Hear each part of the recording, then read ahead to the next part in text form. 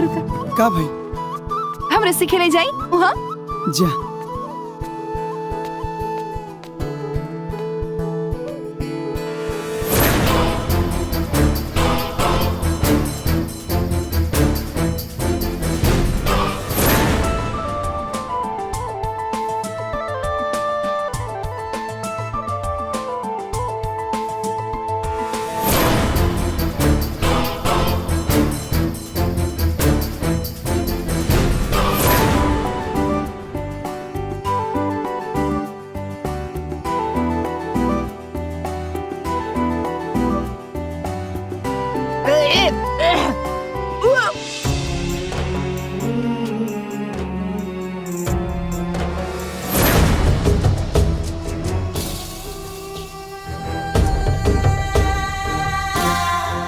सब हो गई ना? और बाजार में कुछ काम नहीं है ना? ओफो, रुको रुको रुको रुको। का भाई? कितना बेर तोहरा के समझावेली, हेलमेट बिना पहने नहीं, इमे जान के खतरा होला। लेकिन तोहर आवारा गर्दी ता ना कब खत्म न हुई ना, लगले फैशन में गाड़ी चलावे। अच्छा चुप, पहना। पहिर लेते हैं। हाँ अब ठीक हाँ, बा? अब ठीक बा, चला। चली। अरे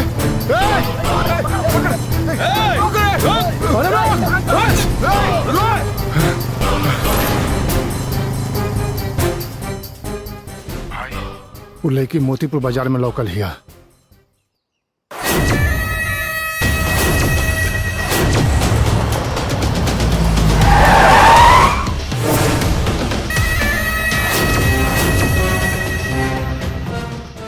भाई वही जे देख ले बानी।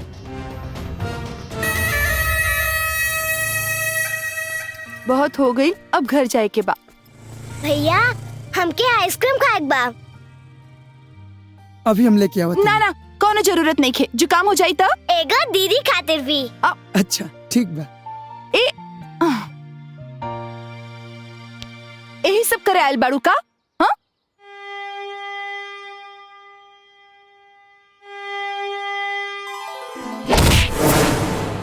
दीदी तू ना एकदम पागल बाड़ू। काहे? हम सब बात भैया के सामने थोड़ा ना बोल सकत हनी। का? हमके ई लागल बा ई। ओ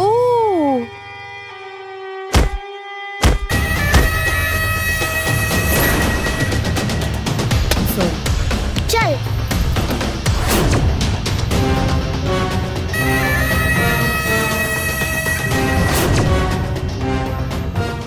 अरे अरे कहाँ देख। हाँ हाँ देखो देखो देखो। देख। कहाँ गई? कहाँ गई?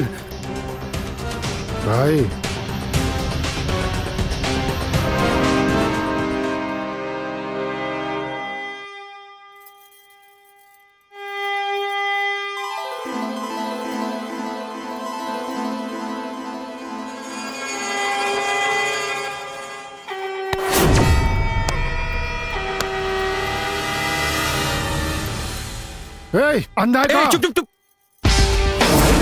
कहाँ गई?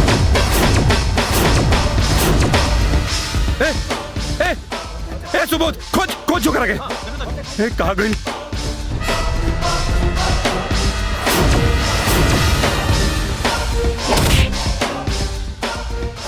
बार बार ते हमरा सामने आवता रे। आए कहाँ टकराता रे? बोल। अगर अब की टकराइले ना तो यही जो ठोक दे।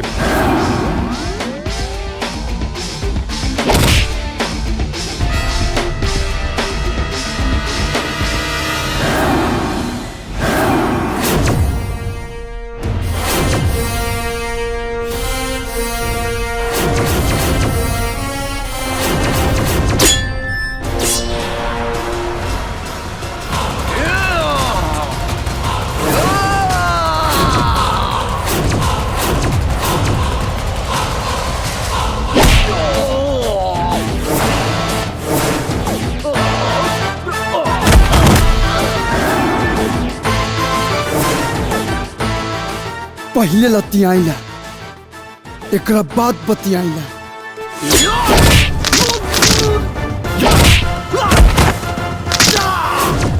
यह हमार स्टाइल है और यह हमार पहचान है।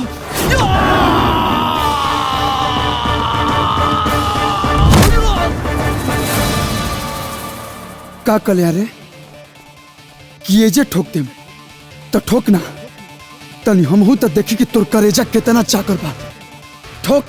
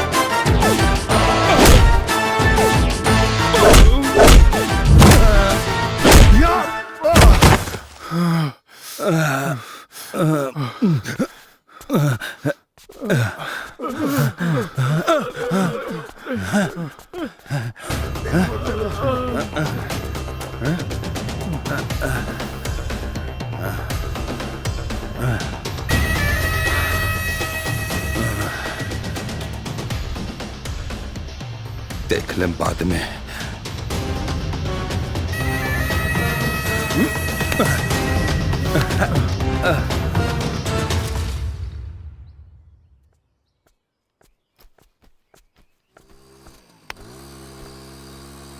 का छुपाव ताड़ा? अरे कुछ ना। दिखावा। हाथ का है पीछे के लिए बड़ा दिखावा। फिर से मारपीट के लिए बड़ा ना? अरे ना तो एगो रिक्शा वाला आवत रहे ओकरे से टकरा गई। चुप, एकदम चुप। जेकरा के झूठ बोले ना आवेला ना ओकरा के झूठ बोले की कोशिश भी ना करे के चाहिए। आखिर तोहर जुबान तोहर साथ नहीं की देत ना। अब हम तोहरा के कसम देत पानी और हमरा की ई बात के पूरा विश्वास बा कि तू हमार कसम कब्बो ना तोड़बा। पक्का वादा? प्रॉमिस?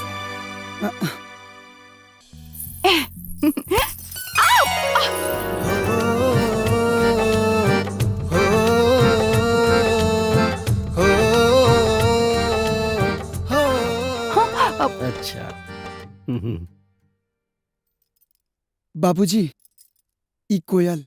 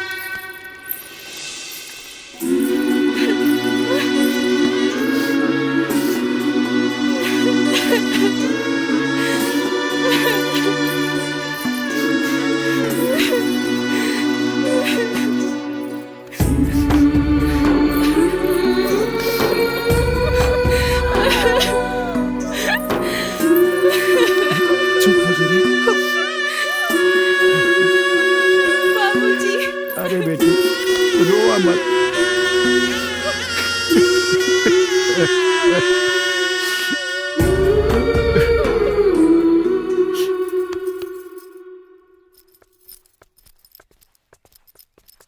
जाए के मन नहीं के करत। अरे तकी कहता जाए के रुक जाना। रुक जाती लेकिन बाबूजी राह देख रहल बाड़े और रुके के कोनो वजह भी तो चाहिए नु। अब तोहरा जाही के बा तो हम रुक भी ना सकीला। अच्छा इमाई दिल रहे तोहरा खातिर।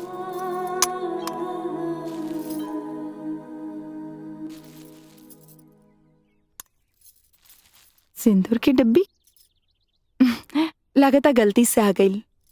इल चाची की दे दिया। गलती इंसान से होला, विधाता से ना। इस सिंदूर में विधाता के कोनो न कोनो संदेश जरूर छुपल बा। ई तू ले जा। अगर ऐसन बात बा तो ई डब्बी तू रखा। जब हमार दूल्हा बन के अइहा तो ये सिंदूर हमार मांग में सजइहा। अच्छा छोटी, तू अपन ध्यान रखिए। ठीक बा। तू अपन ध्यान रखिए। हाँ। ठीक बा। अरे रोक तहरा।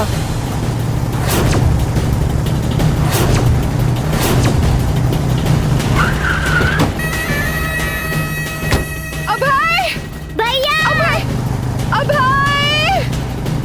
भैया छोड़ दी। भैया छोड़ दी। भैया अभय! चल चल चल चल। अभय! अभय!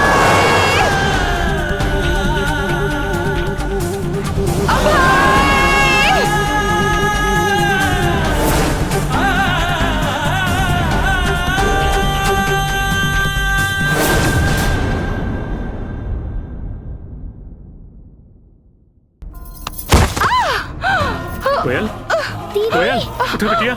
बाबूजी, बाबूजी।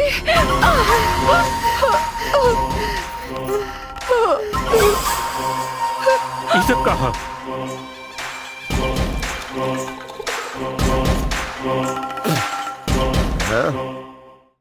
क्या लागल तोरा कि हमनी के पता न चली कि ई के बिया? हैं कि हमनी सब फौज मिलकर के भी एकरा ढूंढ न पाए। शुक्र मनाओ हमारे बेटा के जगह दिल आ गई बा तारा बेटी के ऊपर, वरना तू लोग के ई गलती के ऊपर ना सबके ऐसा सजा देती कि स्वर्ग के जगह नरक में आज जश्न मनावल जाए। लेकिन यादव जी, हम अपने बिटिया के तय कर दे ले बाड़े ना, कैंसिल कर दे, कैंसिल कर दे। यही में तोहर भलाई बा। और सुन, अपन बेटी के डोली हमरा घरे लावे के तैयारी शुरू कर दे। हम केहुआर की जुबान दे चुकल बानी। जुबान के परवाह ना, जान के परवाह कर। जब जुबान दे चुकल बानी तो जान का परवाह। अंजाम भुगते खातिर तैयार हो जो। सुन, तेरा बेटी के हाथ में मेहंदी त रची, लेकिन ओकर मांग में सिंदूर न भराई। दुआरे बरात आई, लेकिन ओकर डोली विदा न होई। जा सकेला आप।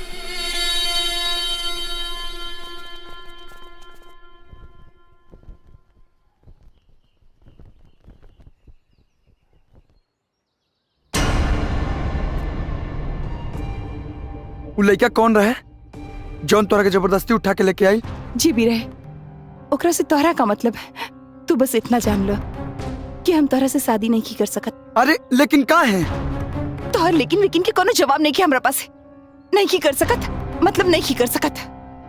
और एकर कोनो मतलब नहीं है कि हम 2-4 दिन घूम फिर लेनी, दिल लगी कर लेनी तो हम तोहरा से शादी करब। मतलब प्यार ना, दिल लगी के लिए रहू तू हमरा से? हाँ, वही समझ ला। हम जानबूझ के एगो आवारा और लापरवाह से प्यार कैले रही, लेकिन हमके का पता रहे कि तू सीरियस हो जाइबा। अरे तू क्या समझता रू कि दुनिया में तू ही एगो लड़की बारू? सैकड़ों लड़की मरली हमरा पा, और ये बात तोहरा अच्छा से मालूम बा। और हाँ, याद रखिए, जौना दिने तुहार शादी होई वही दिन हम भी शादी करब। ई का कइलू हुआ दीदी? अपना से कौन ऐसे बात करेला? तू ना समझ भी छोटी, अगर हम इनकरा से ऐसे बात ना करती तो वो कबो हमरा से नफरत न कर पाई। बबीता, अरे तू और एजा का बात बा? आज सूरज पूरब के जगह पश्चिम से निकलल बा का? सूरज तो हमेशा पूरब से ही निकलेला, लेकिन देखे वाला के कबो कबो गलतफहमी हो जाला। हम कुछ समझनी ना, तू का बोलत आड़? तू हमरा से शादी कल चाहत रहू ना? हाँ, तो अपना बाप से कह दिया कि शादी की तैयारी करस। का? अरे सच में?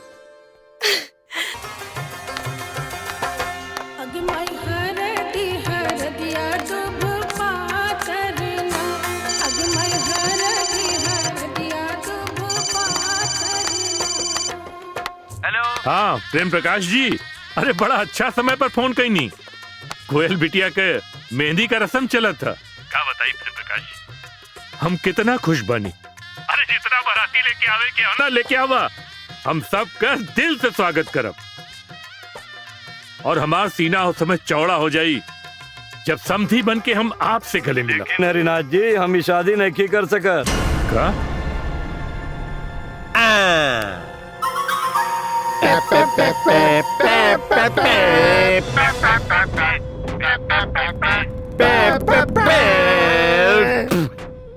बाज गेल शनाई हो गई तारा बेटी के बिया। यादव? खाली यादव ना, लंगटा यादव। 20 दिन के समय देता नहीं तोरा अपन गलत फहमी दूर करे खातिर। कोशिश करके देख ले अपना बेटी के बिया के किस्मत अपना बेटा के कुलल साड़ नियन छोड़ दे तारा घर में चरे खातिर।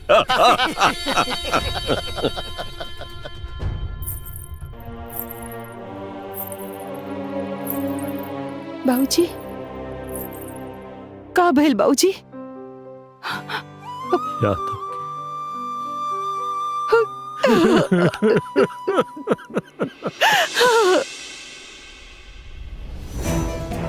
माफ करी, हमरा हमार बेटा बहुत पसंद बा।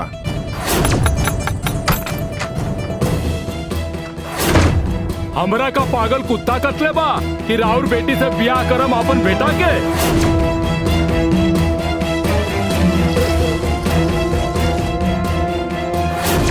माफ करी हरेनाथ जी, हम अपने बेटा के ब्याह के सपना देख ले बानी, मैयत के नहीं।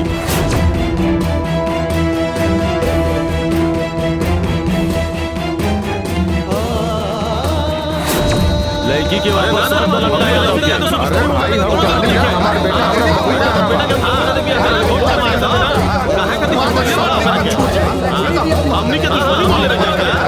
दुश्मन हो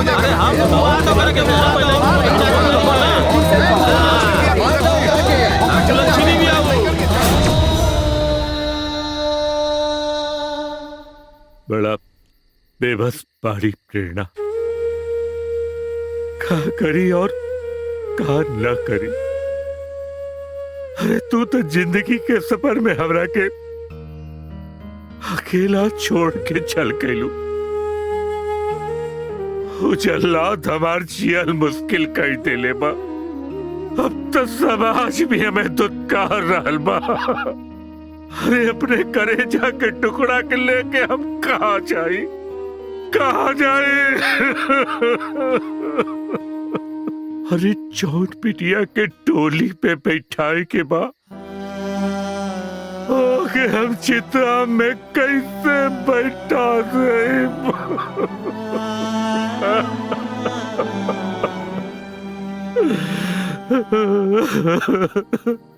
दीदी, अब तो बाबूजी के बता दा कि तू अभय भैया से प्यार करेलू। हमके पूरा विश्वास बा कि ई लंगटा और ओकर बेटा के अभय भैया ही सही सबक सिखा सकेलन। हाँ छोटी, हमके पता बा, लेकिन जब वो दिन न बताईनी तब तो हमार मजबूरी बा। अगर केहू केहू से सच्चा प्यार करेला तो ओकर जानू ना ले सकेला। कोयल चचा प्रणाम। कहाँ भी हमारे कोयल चचा है? चचा की खरीदारी कर। बताओ कहाँ बा?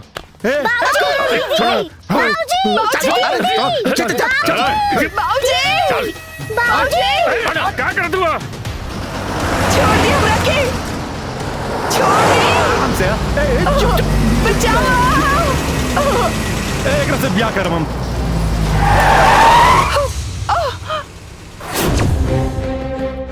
इंस्पेक्टर साहब, बचा लिया हमरा के। बचा ले हमरा के। अरे सुबोध, हाँ आई कबो देख ले नहीं क्या करा करे। लागत नयका बहाली बा। हमारा रास्ता रोकेगा तोर जुरत कैसे बोला रे। जरूरत तय कैले बड़े जबरन एगो लड़की के उठावे के, ओकरा के छोड़ दे, वरना एनकाउंटर करे में हमरा टाइम ना लगी।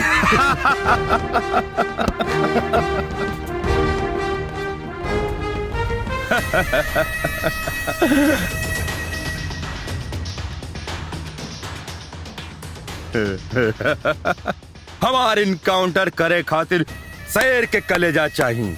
कौन कुकुर बिलाइयों में इतना ताकत नहीं कि जो हमारा रास्ता रुक सके।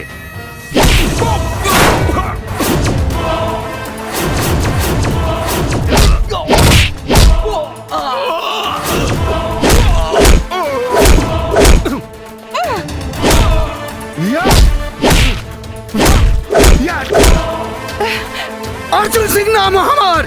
बार बार तू रमखान हमरा सामने खुद ना टेक देले। ओए, गिरफ्तार करे के निके ले जा पुलिस चौकी।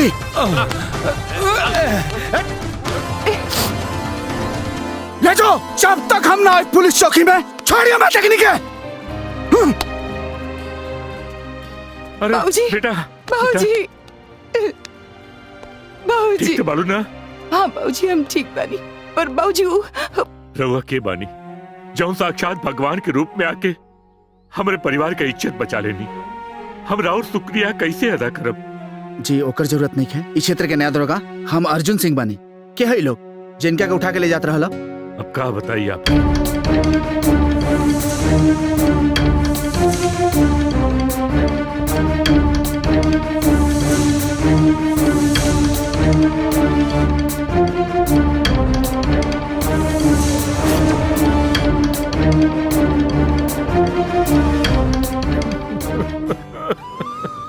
अरे चाचा जी, रोआ रोई मत।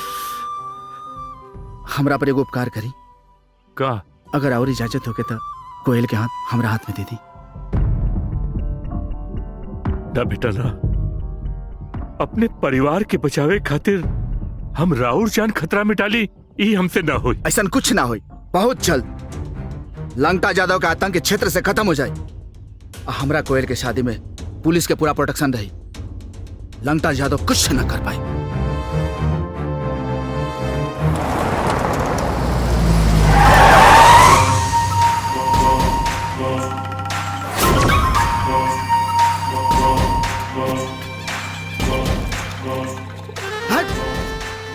बाबूजी, बाबूजी, बाबूजी, बाबूजी, हमरा के बंद कर ले बाबूजी। हमरा के बंद कर दे बाबूजी। नौरो छोड़िया मत। हमरा के मारला से बाबूजी। क्या रे? क्या जे हमरा बेटा के हाथ लगावे के हिम्मत केलस? हां तो और या फिर तू चल, तू लोग ठीक ठीक बता देना तो तू लोग यही थाना में बंद करके ना आग लगा दे थाना के। बोल क्या है? हम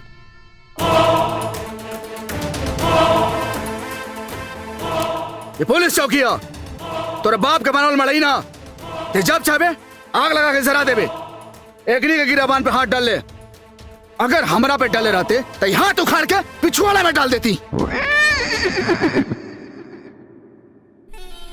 अमिताभ बच्चन 2 मिनट में कर वर्दिया चर्बी दोनों निकाला तानी। फोन लगा, फोन लगा। क्या करा? अरे फोन लगाओ रे ससुरा स्पीकर लगाओ। ओ पता चली। It's ringing. हाँ रिंग होता। ला लिली रिंग होता। हेलो। हाँ बोल। अरे हम लंका यादव बोला था नहीं रे ससुरा। सुन, एक कवन अंडरपंटर संता दरोगा के हमरा थाना में भेज दिले रे। हैं? देख हमरा मुन्ना के गिरफ्तार करके धइले बा। काट डिसमिस करा। यादव जी, रउआ केकरा से पंगा ले रहल बानी? ये पुलिस वाला बहुत ईमानदार बा, एकदम सच्चा सोना। न आग में जली न पानी में गली। वो का बा ना, बहुत सारा प्रमोशन छोड़ के इंस्पेक्टर ही के मजा ले रहल बा। सच कहीं तो एकरा के डिसमिस कइल हमरा बस में नहीं खे। का भाई आगे लगा ठिकाना। एक बात कान खोल के सुन ले।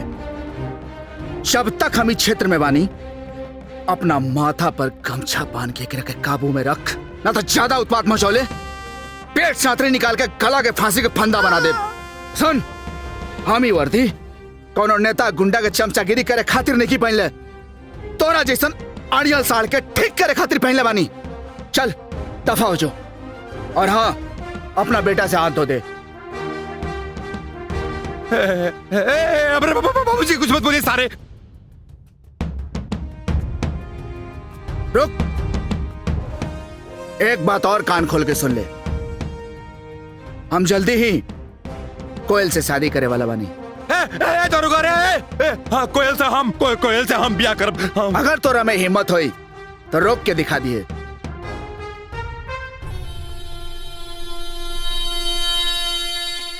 कर ले, तू शादी कर ले। ये तू ना, तोहार जवानी के गर्मी और देह के वर्दी बोल रहल बा, लेकिन हमू लंगटा यादव हैं। लंगटई पर उतर गईली तो पछताए के भी मौका न देला।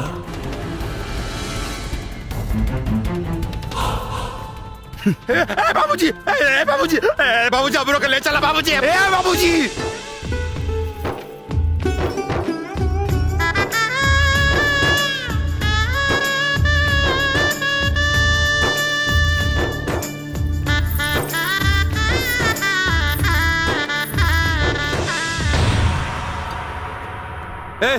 कब रे? अरे हमारे बियाह होई कि ना रे? देखा नहीं बाबूजी, बाबूजी, अरे रेटा, खोल तू, जल्दी खोल, खुल गए। बाबूजी, जल्दी चला तो ब्याह कर ली। चला।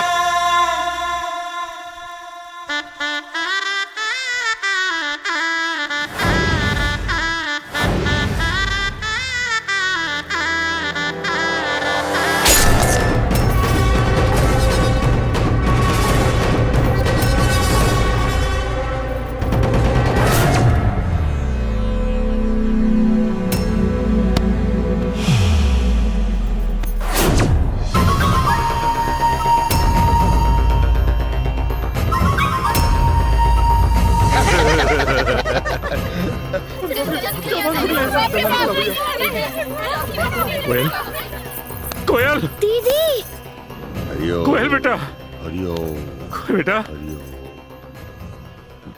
बाबूजी, राम नाम सत्य है, राम नाम सत्य है, राम नाम सत्य है, राम नाम सत्य है, राम नाम सत्य है। कोयल बेटा, बड़ा फरफरात रहे सरवा, मिल गई मुक्ति ससुरा के। आओ हरिनाथ, और कराओ अपन बेटी के ब्याह। अब लेके घूमत रहिए अपना बेटी का कुंडली है, मिल जाए कौन लड़का। अच्छी बच्ची भी आओ, अच्छी बच्ची भी आ। चल रे, चल चल बेटा। अरे अब तारे भी आ। राम सत्य है, चल चल राम सत्य है। कोयल बेटा, उठा।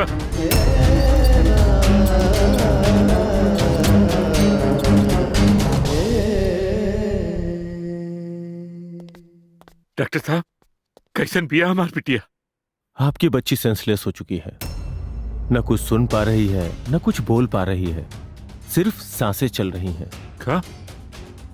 वैसे कब ले ठीक हो जायू? कुछ कहा नहीं जा सकता। कुछ दिन, कुछ समय, कुछ महीने, कुछ साल, या फिर पूरी जिंदगी। ऐसे केस में जब भी रोगी को कोई हादसा याद आता है तो वह पुनः उसी अवस्था में पहुंच जाता है। हे भगवान, सब का होगा हमारे बिटिया के? घबराइए नहीं, भगवान पे भरोसा रखिए। हम अपनी तरफ से पूरी कोशिश कर रहे हैं और करेंगे। Take care.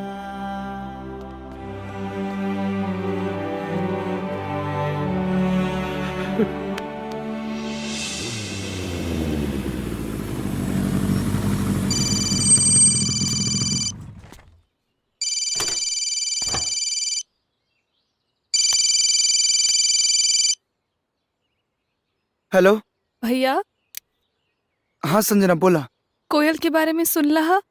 ना, का भाई? वो बेचारी तब जिंदगी और मौत के बीच जूझ रहल बिया।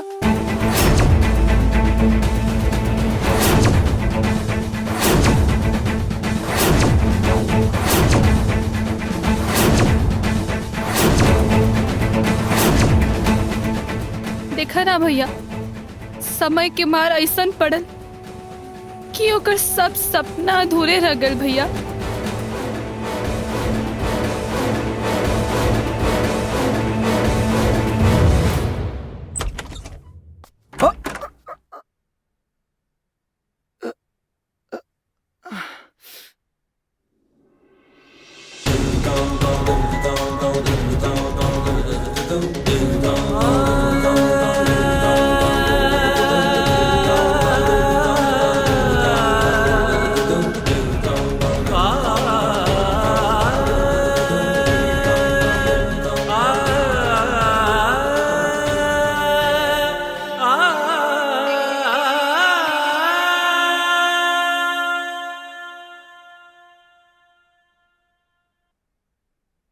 ई का हो गल कोयल? अरे हरदम हर पल खिलखिलाए वाली लड़की और खुशी के सौगात बांटे वाली आज खुद ही खामोश। अच्छा नहीं लागत। ए कोयल, अरे कौन ऐसा मजबूरी रहे कि तुम्हारा के हमार दोस्ती भी याद ना आई, या फिर हमरा पर विश्वास ना रहे।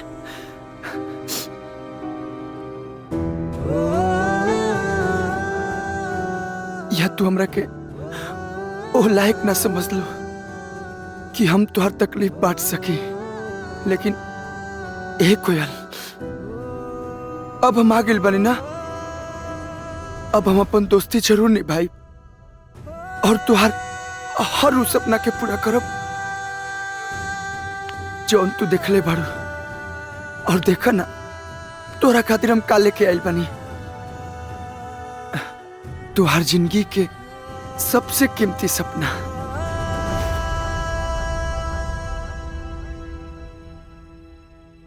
सिंदूर।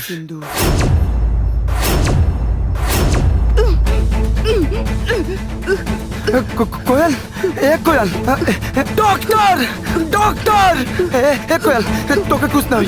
डॉक्टर, डॉक्टर देखी ना, हमरे कोयल के क्या हो गई? मेरी कोयल को कुछ नहीं होना चाहिए डॉक्टर। कोयल, ए कोयल। ठीक है, आप घबराइए मत। थोड़ी देर के लिए आप बाहर जाइए। ठीक है, हमें जरा चेकअप करना है। मेरी कोयल का ख्याल रखिएगा। नर्स, इंजेक्शन लगाओ।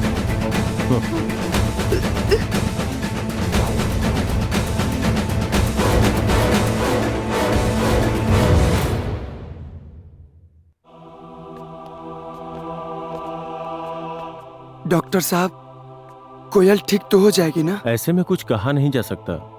लगातार कोमा में रहने के कारण उसका ब्लड सर्कुलेशन लगभग रुक सा गया था, लेकिन अभी कुछ आशा जगी है।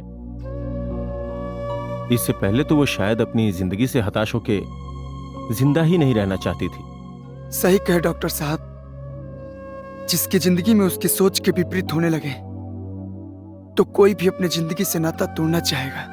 घबराइए नहीं, भगवान पे भरोसा रखिए।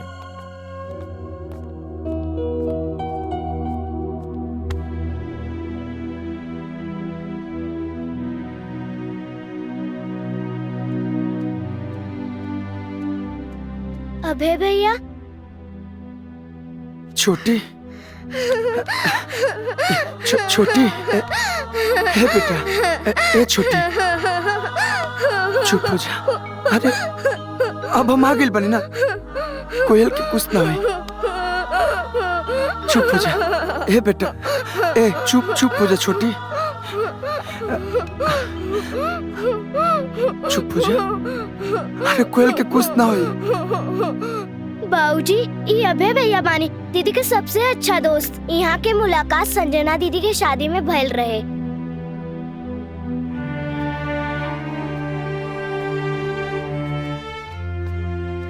ये सब कैसे हो गए चाचा जी? क्या बताइए बेटा? सब किस्मत का दोष बा।